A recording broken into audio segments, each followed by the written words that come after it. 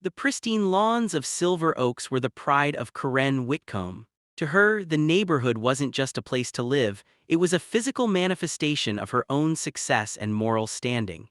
Every hedge was trimmed to a specific height, and every resident followed an unwritten code of conduct. Karen's 13-year-old son Leo was the center of her universe. To the neighbors, he was a quiet, perhaps slightly moody teenager. To Karen, he was a gifted soul who was simply too sensitive for the modern world. She spent her days defending his mediocre grades and justifying his outbursts as the growing pains of a future leader. The afternoon that changed everything was unseasonably hot. Karen was in her kitchen arranging a bouquet of white peonies when she heard the distinct hollow thwack of an aluminum baseball bat hitting something that wasn't a ball. Then came the screaming. Karen rushed to the front porch. In the middle of the cul-de-sac, Leo stood frozen, the bat still gripped in his hands. A few feet away, a small figure lay crumpled on the pavement. It was Maya, the 8-year-old girl from the new family who had moved into the colonial-style house at the end of the block 3 months ago. Maya was a bright, energetic child who often rode her bicycle with colorful streamers on the handlebars. Now she was curled in a ball, clutching the side of her head. Blood, bright and terrifying, was already pooling between her fingers and staining her yellow sundress. "Leo," Karen gasped, running down the driveway. "She wouldn't move," Leo shouted, his voice cracking with a mixture of fear and defiance. "I told her to get out of the way of my swing practice and she just stood there. She's a brat, Mom." Karen didn't look at the girl first, she looked at her son. "It's okay, honey, calm down, it was an accident." By now, Maya's mother, Alina, had sprinted from her house. The scream that tore from Alina's throat was one of pure, primal agony. She scooped her daughter up, her hands instantly covered in red. "What did you do?" Alina sobbed, looking up at Leo and then at Karen. "He hit her, I saw it from the window," he walked up and swung. Karen's internal defense mechanism, the one she had honed over years of shielding Leo from consequences, slammed into place. She crossed her arms, standing between the bleeding child and her son. "Now let's not be dramatic, Alina," Karen said, her voice dropping into a chilly, authoritative tone. "The kids were playing, Leo was practicing his swing and your daughter wandered into his space. It's a tragic accident, but let's not make accusations we can't take back." "Accident?" Alina's eyes were wide with disbelief. "He's 13, she's 8, he looked right at her. "I suggest you get her to a doctor instead of screaming in the street," Karen snapped. "And I'll thank you to keep your tone down, you're making a scene." As Alina scrambled to her car, cradling her semi-conscious daughter, Karen ushered Leo inside. She didn't call the police. She didn't call an ambulance. Instead, she sat Leo down and told him exactly what to say. He was swinging at a fly and she ran behind him. For the next 3 hours, Karen sat in her living room nursing a glass of Chardonnay. She convinced herself that the girl was fine. Those people always exaggerated things, she thought. She even considered calling the homeowners association to complain about the disturbance Alina had caused. The doorbell rang at 6:00 p.m.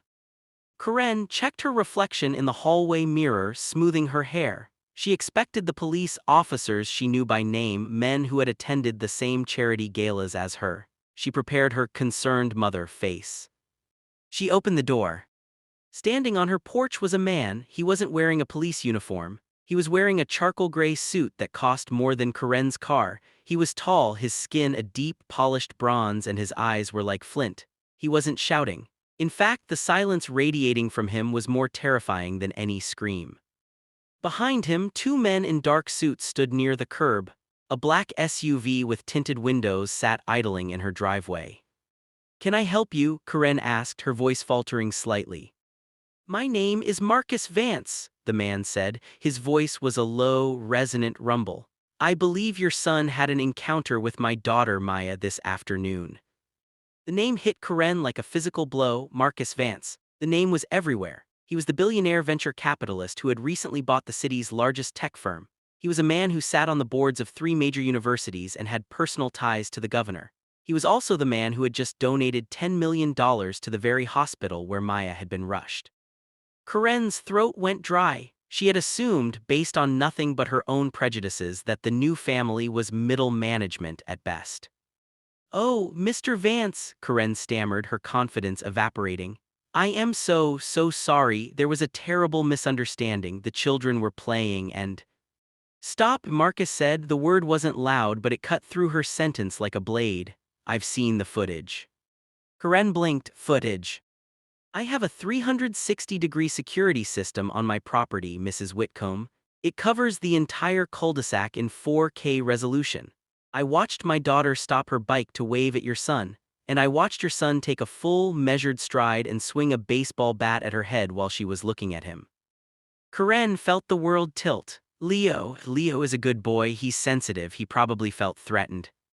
Threatened by an 8-year-old girl on a bicycle? Marcus stepped forward, crossing the threshold of the door. He didn't push his way in, but his presence forced Karen to back up.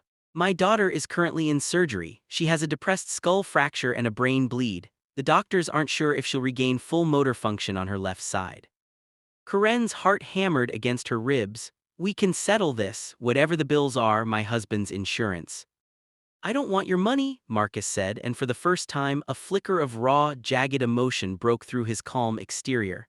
"I have more money than this entire neighborhood combined. What I want is justice. And what I found interesting as I did a quick background check on my way over here is your history."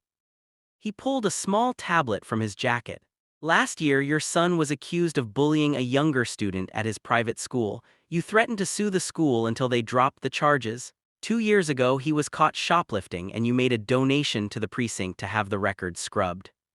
"That's private information," Karen hissed. "In this world, Mrs. Whitcomb, nothing is private from me," Marcus replied. "You've spent 13 years teaching your son that he is untouchable. You've taught him that other people, especially people who don't look like him, are props in his world. You didn't just let him hit my daughter, you built the arm that swung the bat." "Get out of my house," Karen tried to say, but it came out as a whimper. "I'm leaving," Marcus said, "but I wanted you to see my face. I wanted you to know exactly who is coming for you. I'm not filing a simple police report. I've already contacted the district attorney, because this wasn't an accident. This was a violent assault, and since your son is 13, he will be charged as a juvenile. And because you attempted to conceal the crime and intimidated the victim's mother on the street, I'm looking into witness tampering and accessory charges for you." "You can't do this," Karen cried. "One mistake shouldn't ruin a boy's life." Marcus looked at her with a chilling level of pity. "My daughter's life might be ruined, my wife is currently inconsolable, and your first thought is still about his potential. You haven't even asked if Maya is going to live." The silence that followed was suffocating. Karen realized with a sickening jolt that her world of manicured lawns and social standing was a cardboard fortress, and Marcus Vance was the storm. The weeks that followed were a blur of legal motions and public disgrace. The footage Marcus mentioned was leaked not by him but by a disgruntled neighbor who had seen Karen's behavior on the street. The video went viral. The image of the tall, blonde woman hovering over a bleeding child while defending her son became a national symbol of a specific kind of ugliness. Karen's husband, a high-ranking lawyer, was asked to resign from his firm to protect the company's reputation. Their friends stopped calling. The local country club revoked their membership. But the real ending didn't happen in a courtroom, it happened in a hospital hallway 6 months later. Leo had been sent to a mandatory juvenile diversion program and the family was buried in legal fees. Karen, humbled in a way she never thought possible, found herself at the hospital for a checkup of her own. Her stress-induced ulcers had become unbearable. As she walked toward the elevators, she saw them. Marcus Vance was pushing a wheelchair. In it sat Maya. The little girl had a patch of hair that was shorter than the rest, covering a long, silver scar that curved around her temple. She looked thinner and her left arm was resting in a brace. But she was laughing. Marcus was leaning down, whispering something in her ear, and she was giggling. Karen stopped. For the first time in her life, the defense didn't rise up. She didn't think about Leo's future or her own social standing. She saw a child who had almost been extinguished by the monster she had raised. Marcus looked up and saw Karen. He didn't look angry anymore. He looked like a man who had won a war he never wanted to fight. He didn't say a word. He simply turned the wheelchair and continued down the hall, his hand resting protectively on his daughter's shoulder. Karen stood alone in the sterile, white corridor. She realized then that the Karen she used to be was dead. She had spent her life trying to be the most important person in the room, only to realize that she was the villain in someone else's tragedy.